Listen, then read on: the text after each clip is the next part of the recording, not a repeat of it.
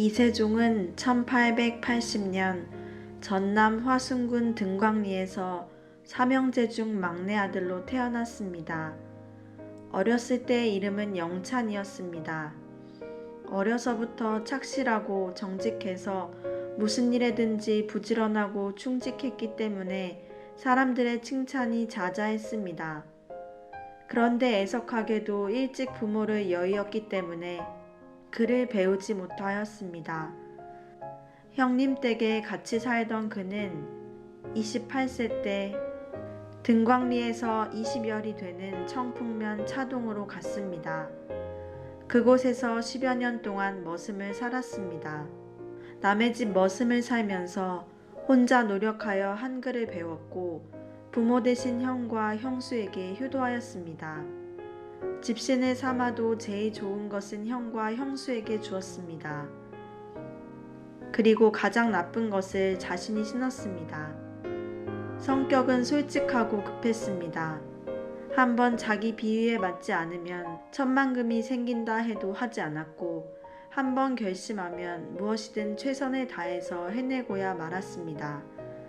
산에 나무하러 갈 때에도 그날 몇 짐을 하리라고 작정했으면 뼈가 부러지는 한이 있어도 그대로 하였습니다. 그는 나이 30세에 자신보다 16살이 어린 소녀를 결혼식조차 못 올리고 데려와 살았습니다. 그녀의 이름은 문순이였는데 나이도 너무 어렸지만 아주 무식한 처녀였습니다. 결혼을 한 이공은 10년 작정을 하고 돈을 모으기로 결심했습니다. 그는 지게발이 닳도록 열심히 일을 했습니다. 겨울에는 콩 잎사귀 죽으로 끼니를 때우면서 돈을 모았습니다. 그래서 10년 후에는 등광리 부락에서 제일 가는 부자가 되었습니다. 그는 열심히 일하여 많은 돈을 벌었으나 아내가 임신하지 못하였으므로 큰 고민을 하게 되었습니다. 그래서 자식을 얻고자 무당의 권유로 천태산 중턱에 산당을 짓기로 했습니다. 산당을 짓는 동안 상갓집의 연장은 빌리지도 않았으며 재료는 제일 좋은 것을 사용했고 샘물은 삼중으로 파서 정한 물을 구별시켰으며 마당에는 연못을 파고 정원도 꾸몄습니다. 이렇게 산당을 3층으로 준공한 후에 무당과 함께 살면서 제사상을 차리고 정성을 바쳤습니다. 그런데 얼마 후에 무당이 병들어 죽게 되었습니다. 하늘같이 받들던 무당의 장례를 치르면서 그는 모든 정성이 허사였다는 사실을 깨닫고 회의를 느끼기 시작했습니다. 그는 다른 사람의 지도나 가르침 없이 혼자서 성경을 읽기 시작했습니다. 그러던 중에 레위기를 읽어보니 거기 나오는 제사법이 자기가 산당에서 차려놓고 지냈던 제사법과 비슷하여 신기하게 생각했습니다. 성경을 계속 읽는 동안 산당에 12제사상을 차려놓고 촛불을 켜고 매일 공을 들였던 것이 헛수고라는 사실을 깨달았습니다. 또한 하나님만이 참된 신이며 그동안 자신이 잡신에게 공을 들였다는 사실을 깨닫게 되었습니다. 특히 신약 성경을 읽는 중에 기독교의 위대함을 깊이 깨닫게 되었습니다. 그 후 그동안 해온 미신 행위를 모두 버리고 산당에 꾸며 놓았던 것들을 모조리 불사르고 예수님을 믿기 시작했습니다. 잡신을 섬기기에 열심이었던 만큼 하나님을 섬기는데도 정성이 지극했습니다. 그리고 나이 40세 때 노나복 선교사에게 세례를 받았습니다. 예수님을 믿고 너무도 기뻐서 천태산 기슭 바람제 위에 높이 올라서서 아랫도리가 벗어진 줄도 모르고 두 손을 치켜들고 춤을 추며 이렇게 외쳤다고 합니다. 억주창생 만민들아, 다 회개하고 예수님을 믿으라. 예수님을 믿은 후 철저히 회개하는 삶을 살았습니다. 그는 예수님을 믿기 전에 지었던 죄를 일일이 떠올리고 모두 배상해 주었습니다. 세상 사람들이 흔히 하는 대로 남의 밭머리를 지나다가 콩잎을 뜯어먹은 것이 생각나면 그 콩밭 주인을 찾아가 죄를 자복하고 그 값을 변상해 주었습니다. 또한 자기 돈과 곡식을 퍼서 가난한 사람들을 구제하였습니다. 특히 늙은이와 어린애의 많은 집을 찾아다니며 나누어 주었습니다. 거지나 나그네가 찾아오면 함께 식사를 하였습니다.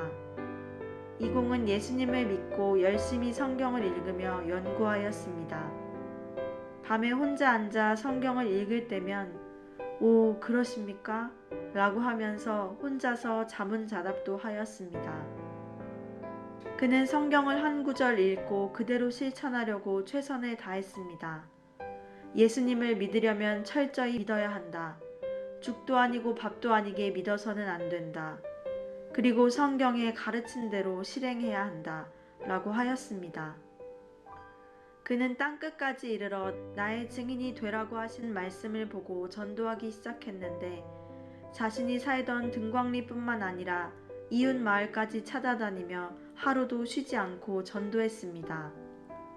십자가를 만들어 들고 다니면서 만나는 사람들 모두에게 하나님을 공경해야 한다고 했습니다. 때로는 식사도 잊고 전도하였습니다. 한번 전도하러 갔던 집을 계속 찾아갔기 때문에 한 집을 다니는 데에만 집신 3켤레가 다를 정도였다고 합니다. 그는 누가복음 19장에 나온 삭개오를 보고 큰 깨달음을 얻었습니다.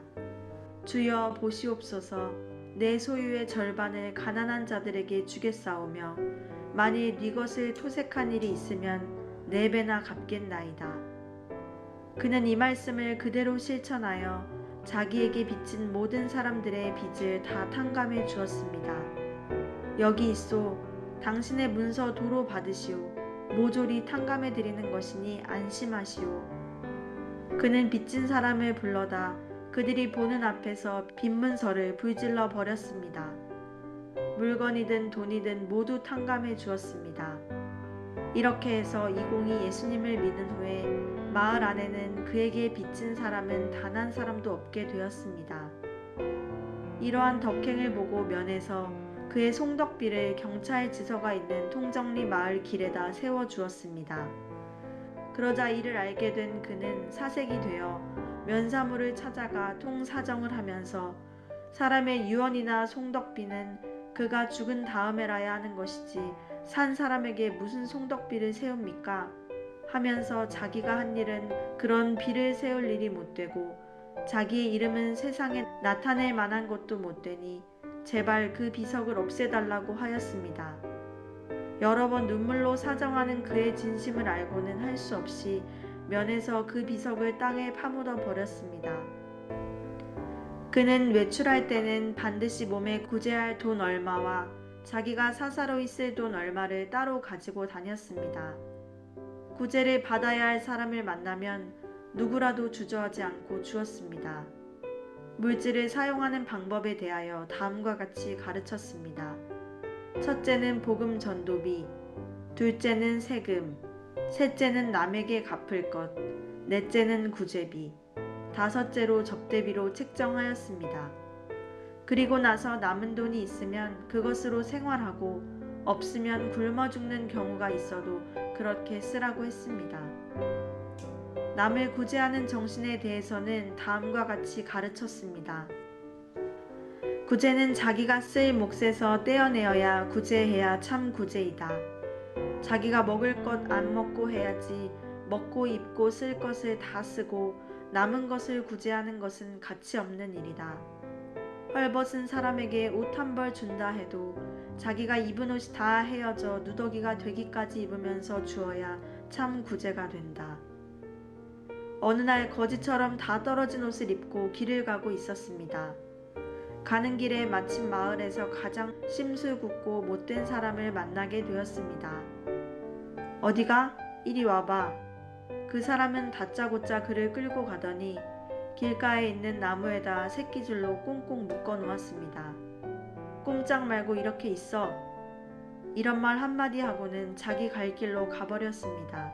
나무에 묶어놓고 간 사나이는 다른 곳에서 자기 일을 보면서 아침에 한 일을 깜빡 잊었다가 오후에 그리로 지나가게 되었는데 그때까지 나무에 묶인 채 잠자코 있었습니다. 저런, 왜 풀고 가지 않고 여태까지 이렇게 있었소?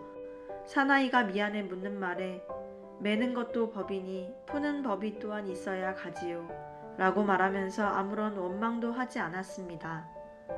기독교를 핍박하던 박씨 문중에 어떤 사람이 마을 내거리에서 글을 들어 비석 위에 올려놓고 농으로 여기서 꼼짝 마라고 했더니 온종일 그대로 있었습니다. 이 자식 저 자식 하여도 그저 예 할 뿐이었습니다. 저녁 무렵이 되어 이젠 내려가도 괜찮을까요? 하며 묻고서 내려왔습니다. 박씨는 그때 자기의 소행을 몹시 부끄러워하며 훗날 예수님을 영접하고 신앙을 갖게 되었습니다. 어느 날 한 마을을 지나가는데 마을 개구쟁이들이 길을 막고 서서 지나가지 못하게 하고 팔을 비틀고 괴롭게 하였습니다. 아이들은 그에게 문둥이, 비렁뱅이, 너는 내 아들이다 라며 놀려댔습니다. 그래도 그는 묵묵히 지나갔습니다. 이세종은 스스로 반성하기를 사자의 입도 막으신 하나님께서 어린아이들의 입 하나 못 막아내서 내게 이런 애매한 말을 듣게 하시는 것인가? 아이들이 나를 문둥이라고 욕하는 것은 몸은 비록 문둥이가 아닐지라도 내 속에 문둥병이 있는 것을 하나님께서 알려주심이 아니겠는가?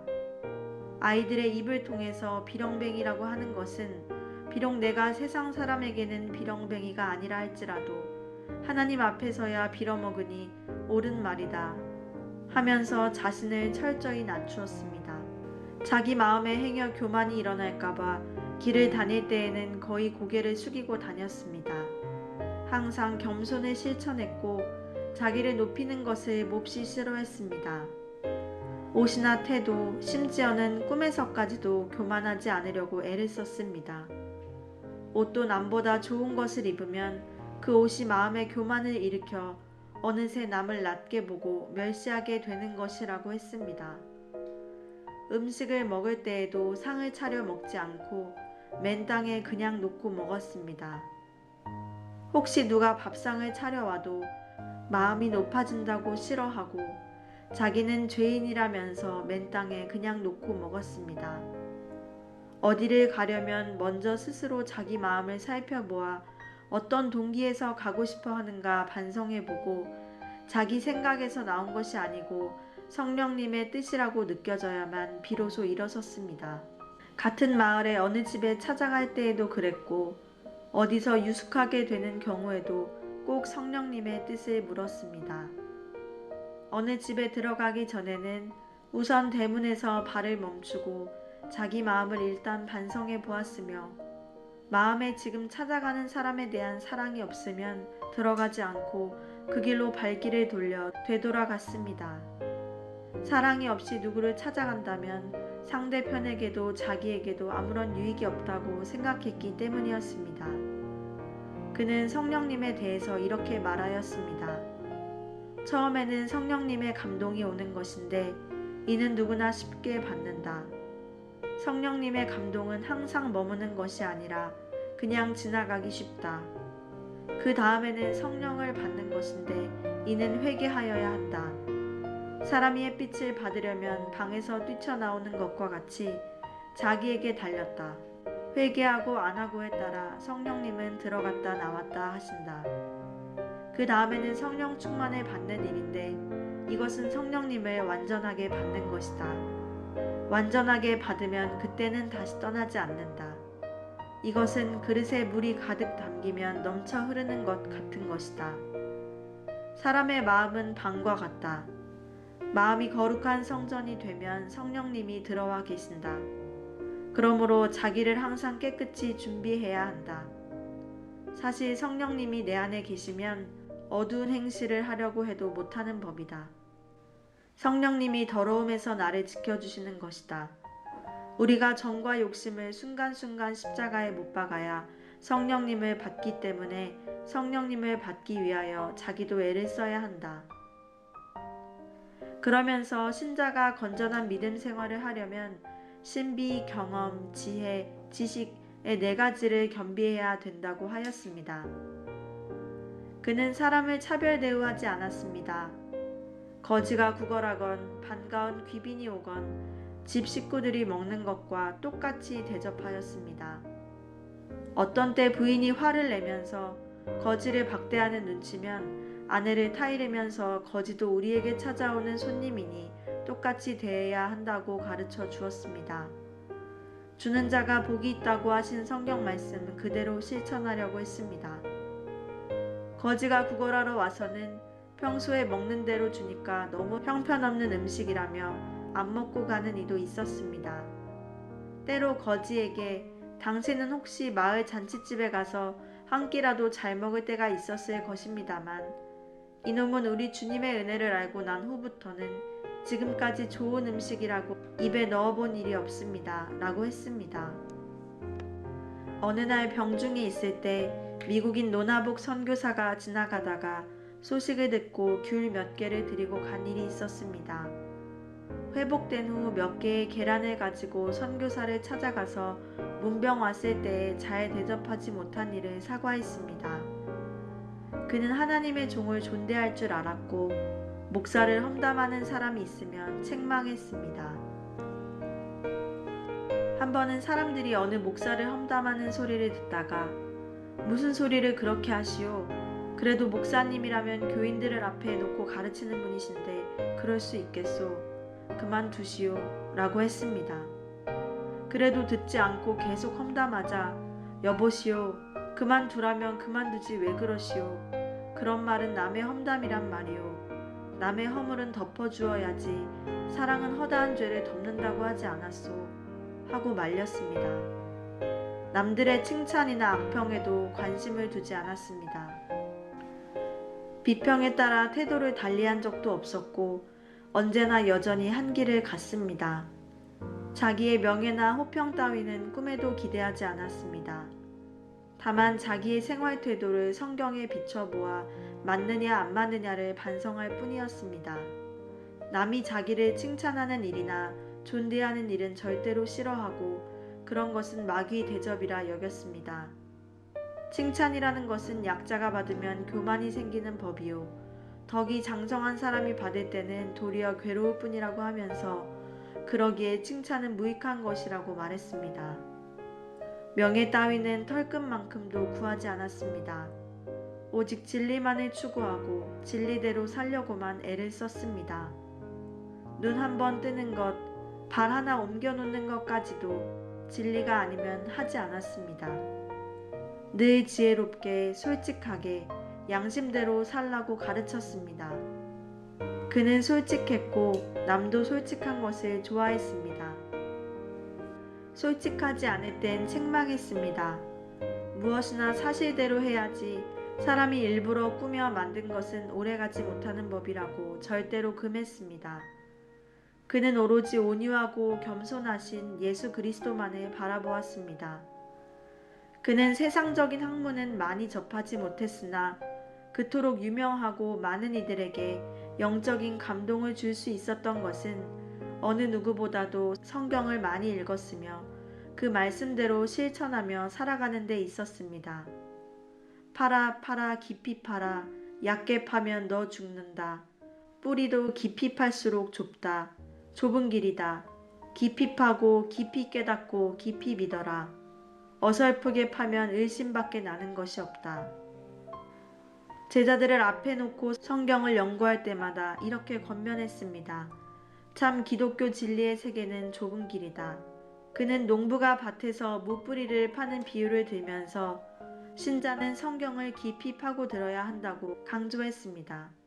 그 자신이 성경을 연구하는 모습을 보면 성경을 거의 통달할 정도였습니다. 낮이면 종일 성경을 읽고 밤에는 암송을 했습니다. 성경 요절을 밤을 새워가며 암송하고 요지를 표해 놓았습니다. 제자들 앞에서 자기의 손가락을 펴들고 성경에 통달한 사람이라야 비로소 손가락 사이로 세상을 내다보게 된다고 하면서 남을 가르칠 때는 성경을 눈에 대고 내가 배우고 자기가 자기를 가르칠 때는 성경을 마음에 대고 읽어야 한다. 성경은 마음의 거울이다 라고 역설하였습니다. 성경은 그 사람의 믿음의 분량밖에 안 보이는 법입니다. 사람들이 성경이 이렇고 저렇고 말을 하지만 성경을 들고 앉아 말하는 것만 가지고는 다 모릅니다. 신자는 신구약 성경과 찬송가를 늘 읽고 부르되 그것을 생선으로 비유한다면 구약은 머리 토막과 같고 신약은 가운데 토막과 같은데 찬송가는 꼬리와 같습니다. 라고도 했습니다. 또 음식으로 비유한다면 성경은 밥이요 찬송가는 국과 같다고 했습니다. 누군가 무슨 질문을 한다든지 무슨 이야기를 들으면 곧 성경을 찾아봅시다. 성경 본문 그대로가 참 진리입니다. 성경은 성경으로만 해석하는 것이 바른 신앙입니다. 라고 하였습니다. 제자들과 같이 성경을 공부할 때에는 그의 안에는 신이 말하고 있는 것 같아서 누구나 그 앞에 있으면 유리관 속을 들여다보듯 자기 마음에 품은 것을 숨길 수가 없다고 여겼습니다. 그래서 그를 아는 사람들은 그를 더욱 두려워했고 그의 앞에서는 괜히 떠는 이도 있었습니다. 그럴 때면 사람들은 조심할 때 가서는 조심하지 않으면서도 조심하지 않아도 좋을 때서는 조심하노라 하니 그래선 못 쓴다. 병원에 가면 병을 고치고자 다 털어놓듯이 우리도 서로 털어놓고 고치자는 것이 아닌가고 하였습니다. 남에게 바로 말해주는 것이 사랑이라면서 남이 말씀대로 살지 않거나 잘못된 것은 바로 가르쳐 고쳐주는 것이 참 사랑이라고 했습니다. 그는 아무나 성경을 읽는다고 다 유익한 것이 아니다고 하였습니다. 성경을 읽는 태도에 대하여 여호와의 도가 정직한 자에게는 산성이요 행악자에게는 멸망이니라는 말씀을 인용하면서 정직한 자는 성경을 바로 이해하고 소화시켜 유익을 얻으나 악인은 도리어 성경에 걸려 넘어진다고 했습니다. 성경을 읽는 사람은 우선 자기를 깨끗이 해야 한다. 음란을 멀리하고 양심이 맑아야 성경을 읽어도 모든 것을 바로 깨닫는다. 더럽고 믿지 아니하는 자는 아무것도 바로 이해할 수 없다. 그러므로 성경은 아무나 아무렇게 읽어도 되는 것이 아니다. 성경을 바로 읽으려면 먼저 자기를 깨끗게 하는 일에 힘써야 한다. 고 가르쳤습니다. 그는 성경을 읽으며 탐구할 때 남들이 엿들어보면 혼잣말로 자문자답하는 경우가 많았습니다. 예, 그렇습니까? 그래서 마을 사람들은 이공이 하나님과 이야기하고 있다고 말했습니다. 단지 성경 연구를 위한 공부가 아니라 한번 읽고 그 말씀대로 실천하였습니다. 그는 성경과 실제 생활의 일치에 전력했던 사람이었습니다. 어느 날 제자들을 데리고 산에서 로마서 공부를 하는 중에 만물이 하나님의 아들들에 나타나기를 탄식하며 고대한다는 성경을 설명하다가 바로 앞에 앉아서 듣고 있는 박복만 씨에게 말했습니다. 당신 지금 앉았다가 누웠다 하는 그 자리를 좀 보시오. 박 씨가 자기가 앉아 뭉개고 있는 풀밭을 보니 마치 멧돼지나 산짐승이 뒹군 자리같이 풀들이 어지럽게 깔려 쓰러져 있었습니다. 그 풀들을 손짓하며 말했습니다. 그 풀들은 지금 탄식하오 안하오? 네, 탄식합니다. 박 씨는 그렇게 지적을 받으니 좀 미안했습니다. 그러자 모르고 한 일은 괜찮아요. 알고 지은 죄가 벌이 중합니다. 하고 나서는 그렇소. 부끄러움을 모르면 인생의 가치가 없는 거지요. 했습니다. 그날 성경 공부를 마치고 내려오다가 길가에서 쉬는 도중에 손에 쑥 한 포기를 뜯어들고 제자들에게 물었습니다. 이 쑥에서 무엇을 배울 것이 있소? 예, 색깔이 변치 않는 것, 봄이 오면 다시 돋아나는 것 등 쑥 한 포기에서도 배울 것이 많지요. 그렇지요. 그리고 그처럼 변함없이 믿는 마음을 가지려고 피차 애쓰면 좋겠습니다. 그러면서 그는 사람들에게 있어서 육신적으로 볼 때는 쑥뿌리보다 더 쓴 것이 진리요. 그러나 영적으로는 꿀보다 더 단 것이 진리이니 이것을 잘 붙들어야 한다고 했습니다. 이공은 비록 세상 학문은 배우지 못했지만 타고난 지혜가 누구보다도 뛰어났습니다. 제자들의 말에 의하면 그처럼 영특할 수가 없었다고 합니다. 그가 살던 도안면 등광리 근처 동두산 마을 박시촌에 박찬봉이라는 한학자가 있어서 시골 마을에서는 내노라 하는 분이었습니다. 한 번은 그가 이세종을 찾아와 자기의 한학을 자랑 삼아 까다로운 질문 공세를 편 일이 있었습니다. 박찬봉은 천자풀이와 주역으로 이공에게 질문하고 이공은 성경을 가지고 대답하는데 그만 박찬봉이 감복하고 말았습니다. 그 후에 박찬봉은 기독교에 깊은 관심을 가지게 되어 예수님을 믿게 되었습니다. 사제를 들여 그 마을에 교회 건물을 지었으며 다시는 주역을 보지 않고 성경을 읽으면서 꾸준한 신앙생활을 하다가 세상을 떠났습니다. 그는 남의 일을 비평하지 않았고 기성교회에 대해서도 불평하지 않았습니다. 교회들이 하는 일에 대해서는 좀 불만스러운 점이 있어도 하나님은 그것을 통하여서 구원의 자녀들을 나게 하신다고 생각했기 때문입니다. 제자들에게 말하길 자기 강의만 듣지 말고 다른 교회 집회나 도시의 큰 교회에 가서 공부하라고 권했습니다. 누구나 한편 소리만 들어선 바로 깨닫지 못하는 법이며 껍데기가 있어야 알맹이도 깨닫는 것이라고 했습니다.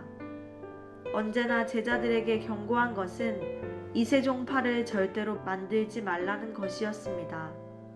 제자들이 그에게서 배운 바를 어디에서 가르칠 때 그 가르침을 어디에서 받았느냐고 묻는 일이 있으면 이공에게 들었다고 말하지 말고 천태산 바위 밑에서 받았다고만 대답하라고 일러주었습니다.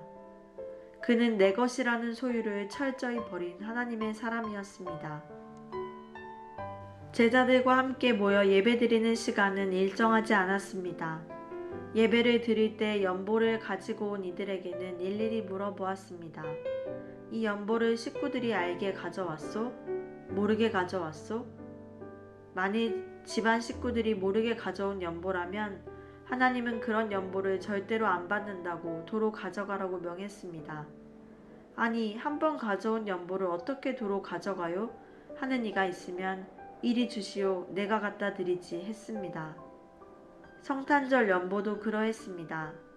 쌀 얼마를 가족 몰래 가져온 이가 있었는데 자기가 친히 그 연보 쌀주머니를 안고 그 교인의 주인댁에 내놓으며 사유를 설명하자 그 집 가족들이 도리어 황송해 하였습니다. 이 처사 그러지 마시오. 한 번 바친 것을 어떻게 도로 받습니까? 이러한 가족들의 진심을 알고 나서야 댁에서 허락하신다면 도로 가져가겠습니다 하면서 가지고 나왔습니다. 그러니 마을 사람들은 누구나 그를 신용했습니다. 예수님을 믿기 전 남의 집에서 머슴살이를 하였는데 그때 아내를 얻게 되었습니다. 그의 나이는 30세였고 부인의 나이는 14세였습니다. 그녀는 그에게 시집와서 세상의 다른 부부들처럼 재미있게 정을 나누거나 자녀를 낳지 못했습니다. 그녀는 한글을 쓰지도 읽지도 못하는 일자무식이었고 조급하여 쉽게 화를 잘 내는 속 좁은 성격의 소유자였습니다. 이런 부인에게 그는 당신은 산골에서만 살아야 합니다. 당신은 셈이 많은 여자라서 도심지에 가서 살게 되면 성격이 더 나빠질 것입니다. 고 자주 말하였습니다. 이세종은 예수님을 믿은 후 순결한 삶을 결단하고 이제 우리는 남매처럼 살아야 한다고 침소를 같이 하지 않았습니다. 더욱이 그 많던 재산마저 다 남에게 주어버리자 견디다 못해 이렇게 사는 내가 아느냐? 면서 같은 마을에 사는 어떤 청년과 눈이 맞아 집을 나가버렸습니다.